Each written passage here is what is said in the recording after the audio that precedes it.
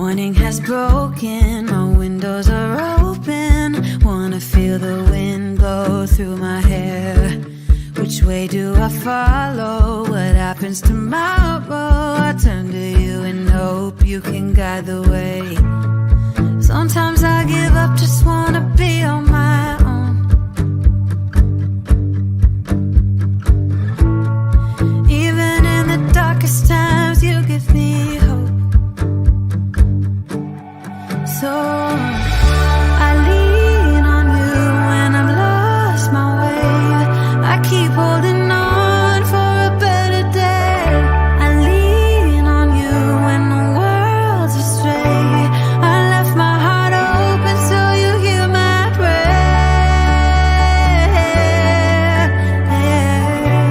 I left my heart open so you hear my prayer.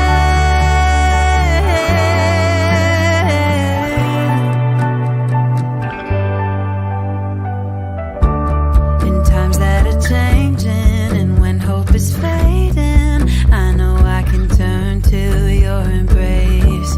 'Cause there's so much beauty under your heaven, and I'm grateful every day. Sometimes I give up, just wanna be on my own.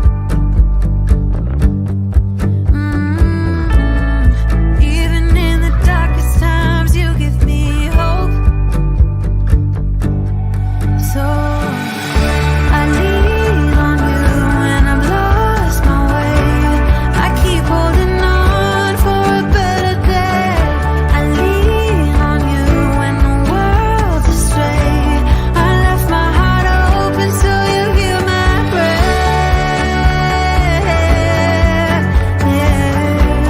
I left my heart open so you hear my prayer.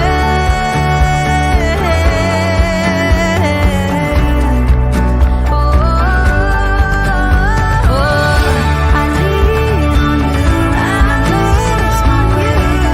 I keep holding on for a better day. I lean on you when the world's astray. I left my heart open so you hear my prayer. I left my heart open so you hear my prayer.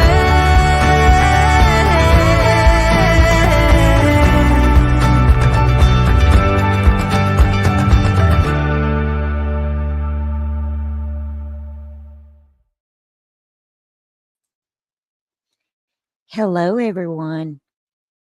Hope y'all have had a real good day. This intro it still makes you cry, Michelle. Tonight we are going to be talking about Brookelyn Farthing. It's a cold case from Berea, Kentucky. She went missing 11 years ago, and her family still has not got answers. Hello, Flies.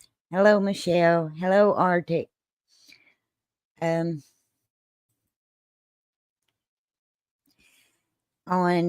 June the 21st of 2013, Brookelyn went missing.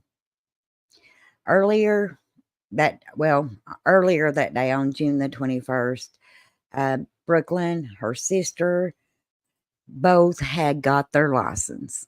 Well, they tried for their license. Her sister Paige didn't get hers, but Brookelyn did pass.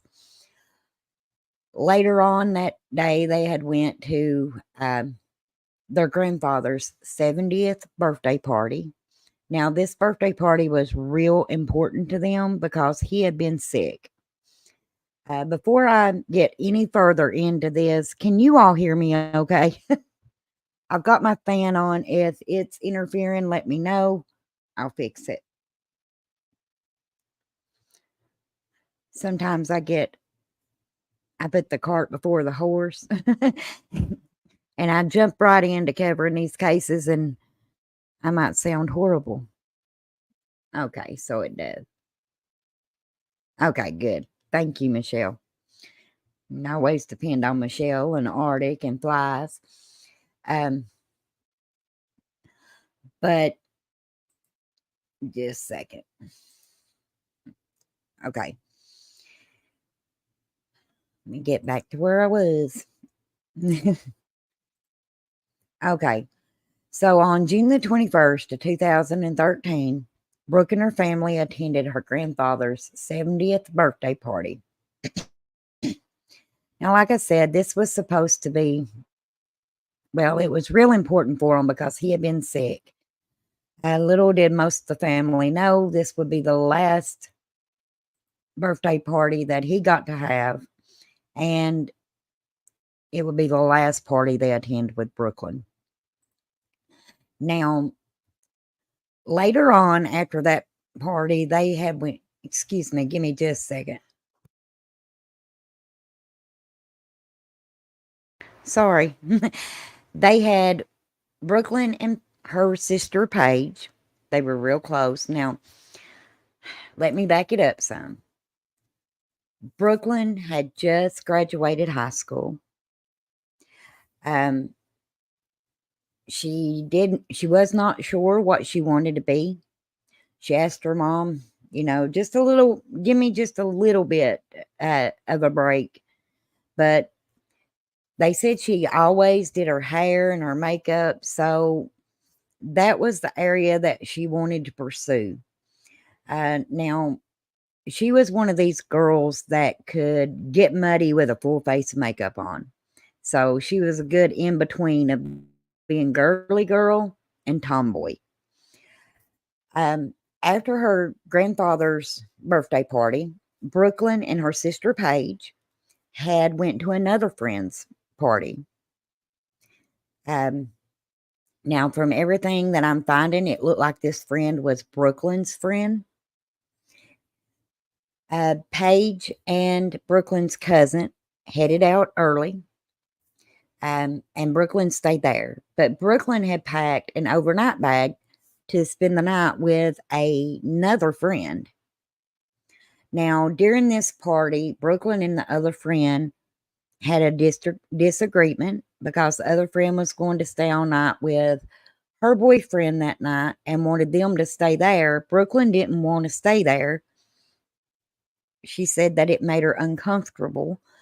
So, being stubborn, she just, and I'm using the words her mom used, y'all. She was like, fine, if you want to do that, then go on. I won't even stay all night with you tonight. So while Brooklyn was at this party, now keep in mind, her ride has already left. So she's looking for a ride, and another friend that she had was extremely drunk. So Brooklyn found a ride for her and this male friend so he would have a way home. Now, the person that gave them a ride's name was Josh. And Josh took the male friend home, and then Josh and Brooklyn went back to Josh's house. During the night, Brooklyn ends up messaging her sister, "Can you come and get me?" Her sister told her that the cousin that they had rode with to the party was drunk and she was unable to drive. Now remember, Brooke's sister Paige didn't get her license. So Brooke immediately had messaged her ex-boyfriend. When she messaged her ex-boyfriend, she said, "Hey, can you come and get me?" He was at work, so he said he would come by and get her after he got off work. He would be there around 7. As the night goes on, Brooke ends up messaging him again saying, "Can you hurry? I'm scared." Now, he was at work, so he didn't get to see all these messages. Then, about an hour after she sends the "I'm scared" message, he gets a message that says, "Never mind." And now keep in mind, this is like 6 o'clock in the morning. "Never mind. I'm going to a party in Rockcastle County, which is about 20 miles from Berea. The next day, Brooklyn had made plans to go to a car show with another friend. When she didn't show up at that car show, people got worried. Now, it wasn't like Brooke not to message a dozen times telling what she was doing. So when they ended up finding out that Brooke had went with Josh, just a second, had went with Josh, then they took and started messaging him. He said that he had got up and went and checked on horses. And then just a little bit after, he messages her older sister back and says, I'm scared. And she says, why? And he said, because when I left, Brooklyn was here. Nobody had picked her up. She was sitting on the couch smoking, and now my house is on fire. Now, as things would have it, the only thing in that house that burnt was the couch that he said she was sitting on when he left. It is believed that her text are the only messages that was her last communication with anybody. Now, her mom said that she does not believe Brooklyn sent the message. Never mind, I'm going to a party in Rockcastle County. After nobody's heard from Brooklyn or anything like that, they end up getting the phone. Let me back it up some. They end up going to Josh's house. And when the police get there, Brooklyn's bag, that overnight bag that she had packed, it was there. Her cowboy boots was there. The only thing missing was Brooklyn and her phone. When they got the phone records back, they wanted to look into this party that she was supposed to go to. When they looked into like her past text messages and phone calls, she had no way of getting to a party, first of all, because she'd not messaged anybody to come and pick her up at Josh's house. And she had no communication about a party whatsoever. Until this day, there has been no leads about Brooklyn. Now I'm going to play a news presser. It'll kind of go over some of that, and then we'll talk a little bit about this. Just a second.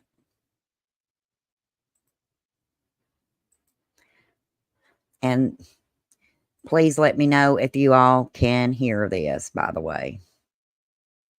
Let me see. Okay, let me know if you can hear it. 18 years old when she seemingly disappeared into thin air. That was 5 years ago today. Tonight, Brookelyn Farthing's family is still looking for her. Lee Searcy has the story. Okay, can everybody hear that?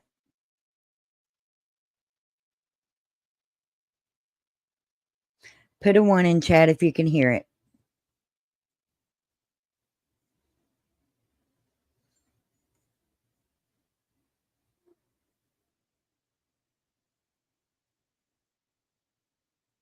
Okay. We want Brooke home so bad. For 5 long, grueling years, Shelby Tillery has searched for answers, and she's still waiting for them. You don't have an ending, so you don't know if she's still alive. You don't know if there's been foul play. You just know that she's missing, and you have no idea she could be right next to you. 18-year-old Brookelyn Farthing disappeared in 2013 after attending a friend's birthday party. Later, her mother says she went to a home on Dillon Court in Berea, then vanished. The man who lived there at the time told police he left for a while, but when he came back, claims Brookelyn was gone. But his home was on fire. Early on, police didn't find evidence suggesting foul play, but Brooklyn's mother doesn't think they looked hard enough. It was on fire and she was there beforehand, so you would think thereafter they would have been immediately looking for her. Tillery will tell you she doesn't believe Brooklyn is alive. She wants more than anything to find her. She hopes someone with a conscience will feel her pain and come forward. And all we can do is just pray that one day somebody's going to tell us something that's going to help us. Covering the news in Madison County, Lee Searcy, LEX 18 News. Farthing's family is offering a $14,000 reward for any information leading to Brooklyn and the person or persons responsible. Okay. Okay, you all. Now, that was 5 years ago. Brooklyn has now been missing for 11 years. I can't imagine what her mom's going through. 11 years, not knowing where your child is, to me, that would be one of the worst things I could possibly think of. Now, another thing that needs to be noted is on the ID channel, they did a story over Brooklyn. Now, during this story, her mom and her two sisters speak. And her mom said that the guy's house at Dillon Court that she had went to that night was in foreclosure. It had no running water and no electricity. Now, straight across the road from where she was, her Sunday school teacher lived. And she said that Josh, the guy whose home she was at, was going through a divorce, and he also worked as a county road worker. So he knew all the back roads. If you're just coming in, hello, Kim. So he knew all the back roads. Now, when they got there, like I said, the only thing that burned was that couch. Her shoes was there. Her purse was there. Her overnight bag. I mean, if she would have got up and say she had went to a party, I think she would have took her shoes. She would have took her belongings.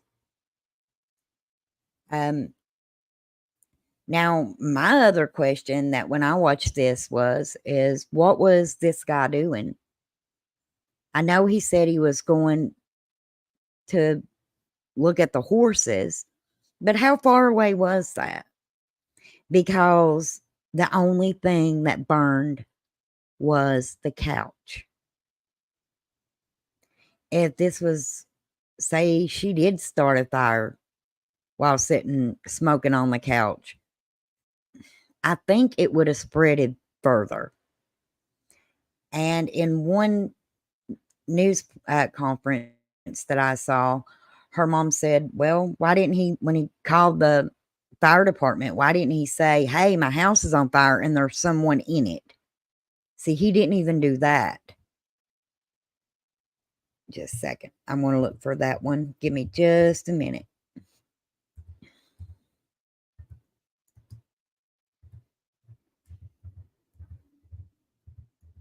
Bear with me, y'all.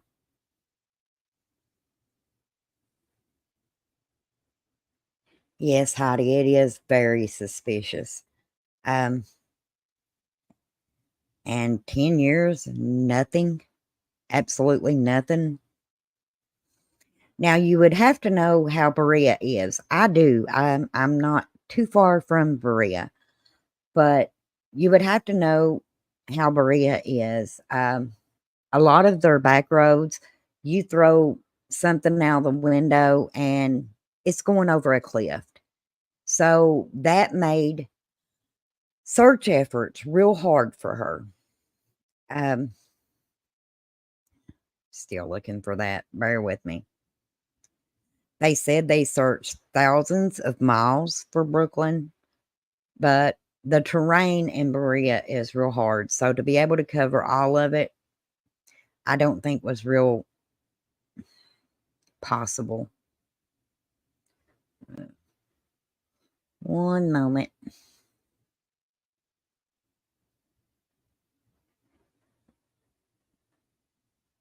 I don't want to use someone else's podcast. I'm looking for the one from LEX 18 News. Give me just a second, y'all.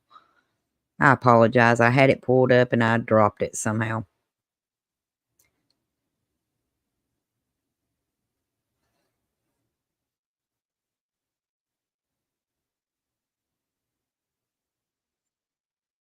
Okay.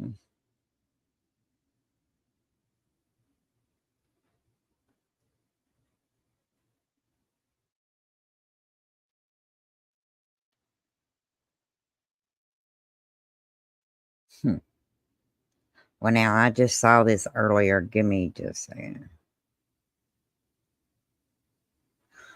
Okay.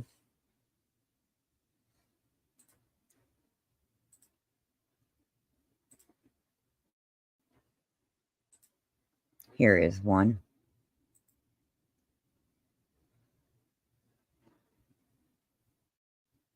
Let's see.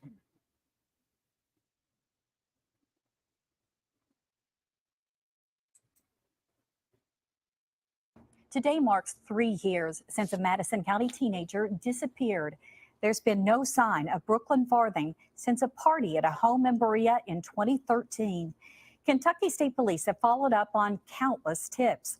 As WKYT's Andrea Walker shows us, they're still asking for anyone with information to come forward. 3 years ago today, 18-year-old Brookelyn Farthing disappeared without a trace after a house party in Berea. Hello, Jason. Kentucky State Police say this is still considered a missing person case. They followed up on multiple leads, but so far, none have led to Brookelyn. We also spoke with Brookelyn's mother and sister. I'm sorry, y'all.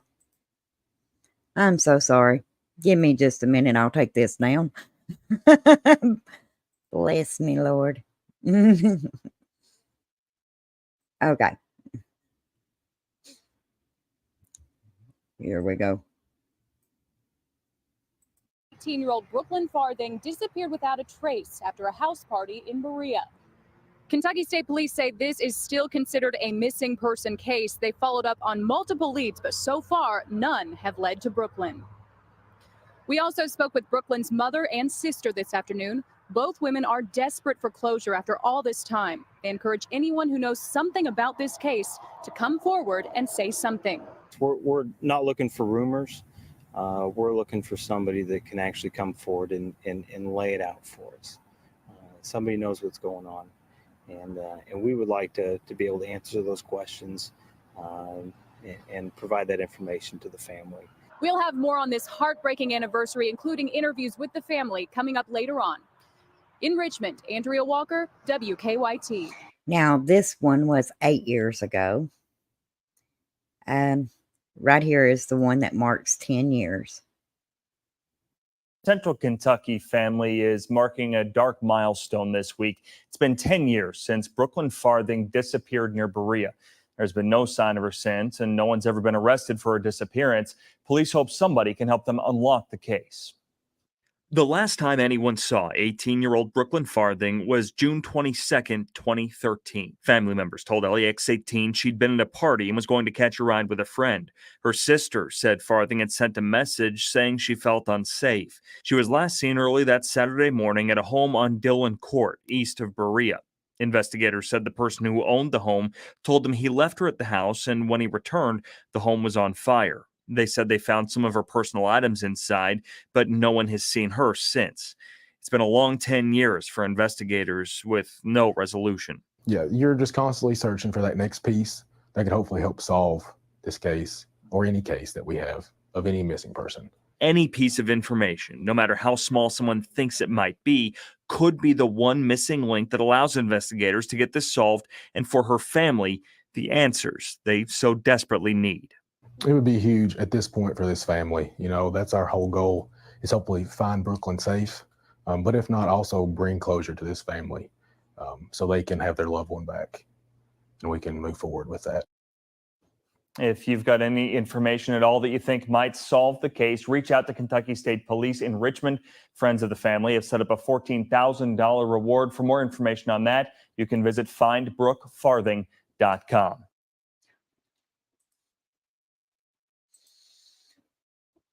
Okay. Now, there is a timeline that the family has started a Help Find Brookelyn Farthing website. And on the Unsolved, there is a timeline of Brooklyn's disappearance. Just a second. Let me share this. Let's look at it.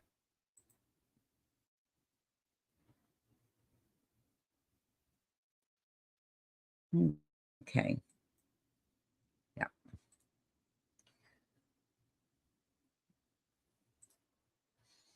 Okay. Of course, June the 21st, Brooklyn and her family attend their grandfather's 70th birthday party. It was an important occasion. Why is this not going to the timeline? Come on. Okay. On that evening, Brooke and Paige go to another birthday party on Red Lick Road with their cousin. Paige and the cousin leave the party. Brooklyn and her friend have a disagreement. Brooklyn leaves with two men when the party ends. Now, that's something that didn't make sense to me, because if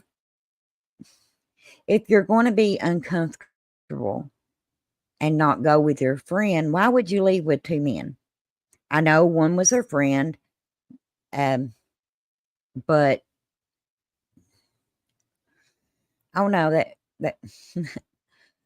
anyhow, in the early morning, the trio stops at Floyd Brand Road to look at some horses. One of the males is dropped off at his home. Now, that's Brooke's friend.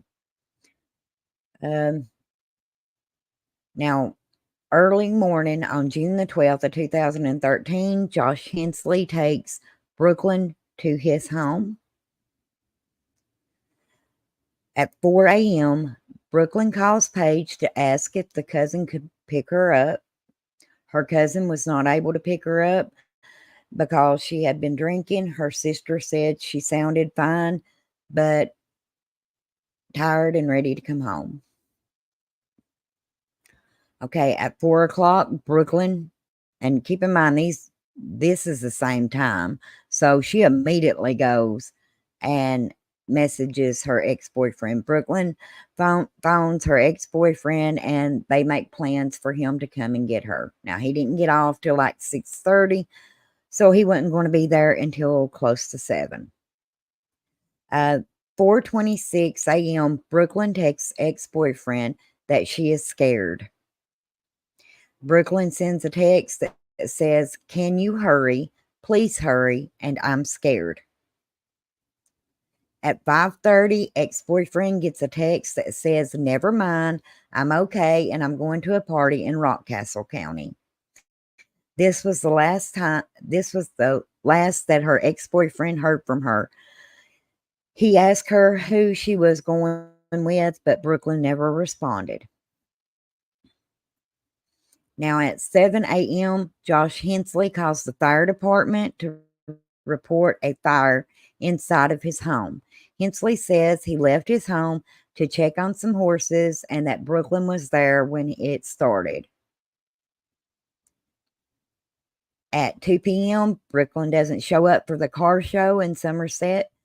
She was to attend this event with a friend, and they could not reach her by phone. They phoned her sister around 2 p.m. Now, Tasha is the oldest sister, y'all. Tasha calls Josh Hensley. Hensley tells Paige that Brooklyn did catch a ride with him. However, he felt uncomfortable with her being there and left to put horses away.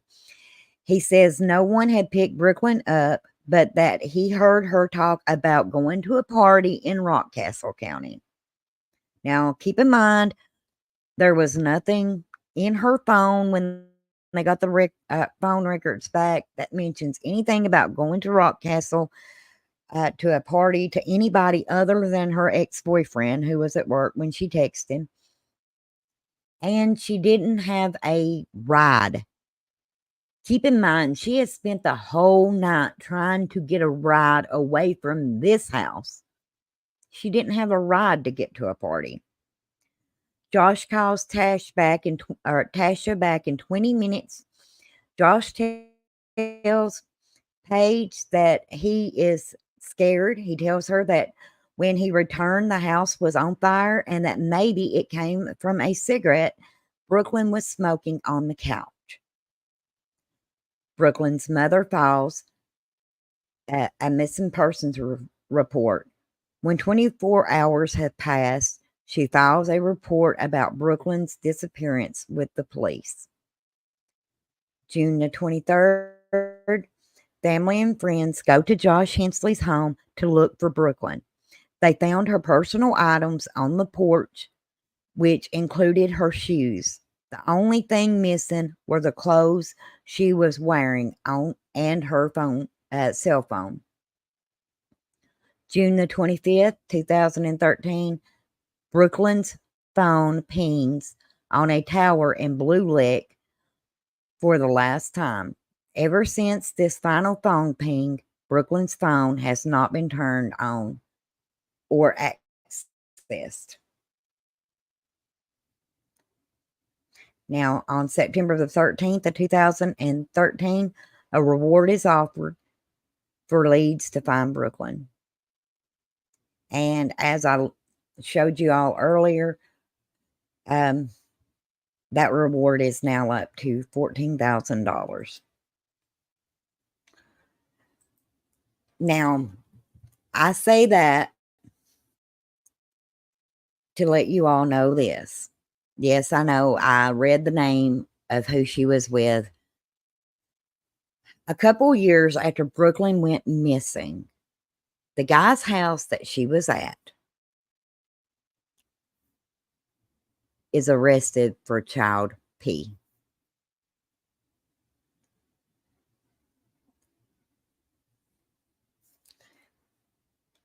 I personally think that this case is pretty much right in your face as to what happened to her. I don't think she left Josh's home. I'm not a person to stand back and accuse anybody without any evidence, but I think that nothing else makes sense.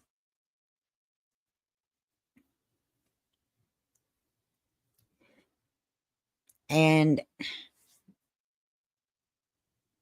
with his charges that he gets later, now he won't talk to the police. And that was the last place she was. Her shoes was still there. What do you all think? Now, keep in mind, the only reason she even knew this guy was because her ex-boyfriend knew him. So how well did she know him?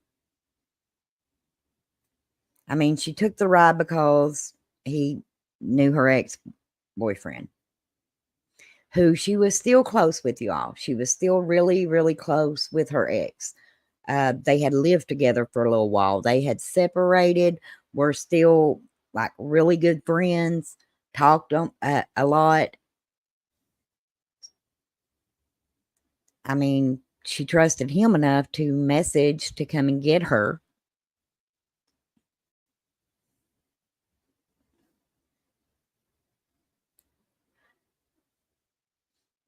And like I said, if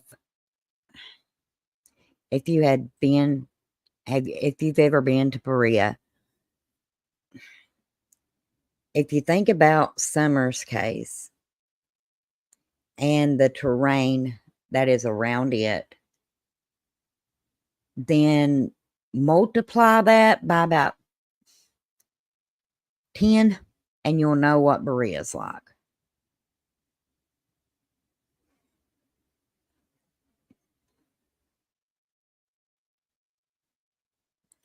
Oh, hello, Dutchie. I'm going to put her banner back up here.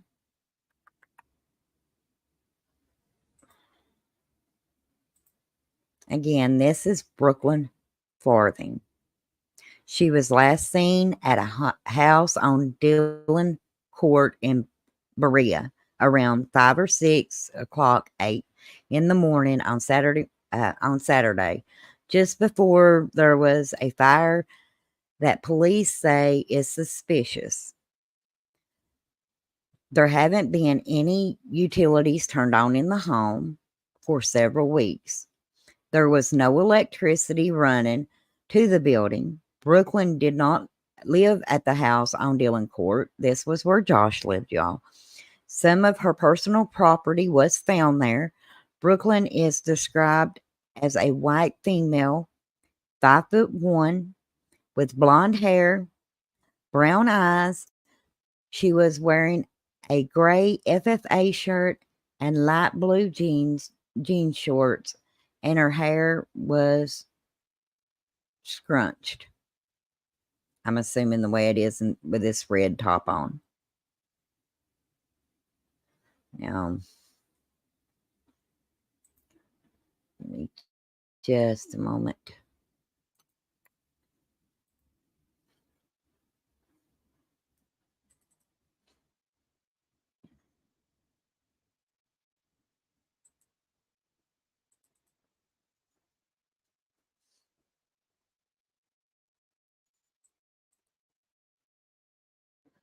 Okay, if anyone has any information on her whereabouts, please contact Kentucky State Police at 1-859-623-2404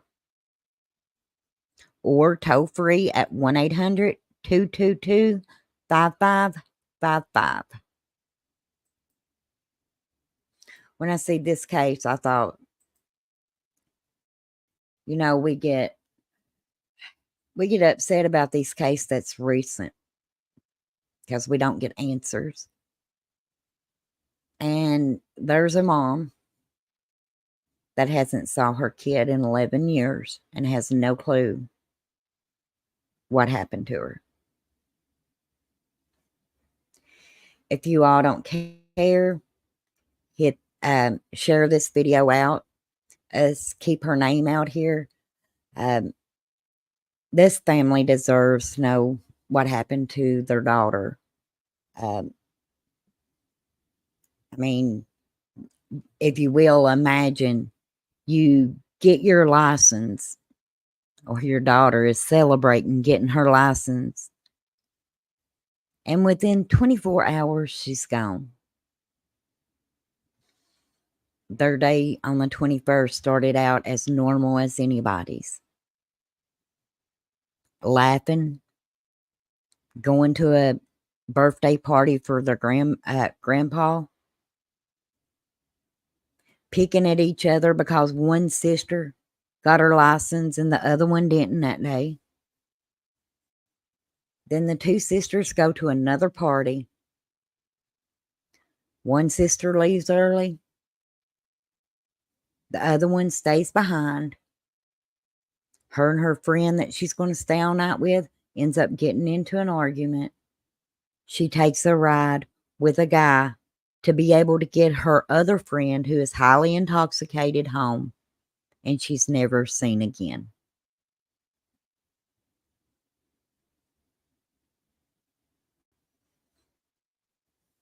Hey, nonsense. And that's where the case ends. Other than that ping from her phone 2 days later, That's the only leads that I could find when I was looking into this case. Now, several search crews went out. Like I said, there is a $14,000 reward for any information leading to the whereabouts of Brooklyn Shea Farthing. And I looked at her mom's social media last night, and she's still posting her flyer. This mom has not gave up hope in bringing her baby home. Yes, it is nonsense. 11 years missing. I could not imagine not knowing where my child is.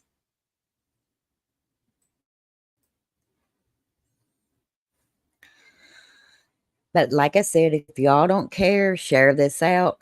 Let's keep her face in the algorithm. I will post her flyer on my community wall. If you don't care, share it. You never know when one lead may come in and crack this case wide open. Now, in one interview that I did watch, it said that when they showed up for the fire that was at Josh's home, it wasn't treated as a crime scene at first. Only when her mom called and reported her missing and said that was the last place she was, did they go back and treat that home as a crime scene. So, to me, it looked like he burnt the couch to destroy evidence because all of her other things was there. Everything but her phone and the clothes that she had on her back, even her shoes. And like I said, I don't like accusing people, but I'm thinking if I had accidentally caught a couch on fire, I'm probably still grabbing my shoes if they're on the porch. And I'm probably not leaving my overnight bag on the porch. So it don't surprise me that he was saying, hey, I left here because I was uncomfortable with her being here. So I left to go check on the horses, and she was on this couch smoking a cigarette. Because again, he didn't have no utilities turned on, no electric, no water, nothing. I mean, the fire has to start some way. So it sounds to me like he was kind of setting the narrative before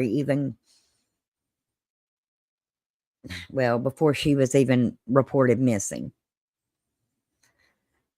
But I love you all. Remember, it takes zero effort to be a good human being. I know this is a short one, but it is everything that I could find on it, and it deserves attention too. Until next time, y'all.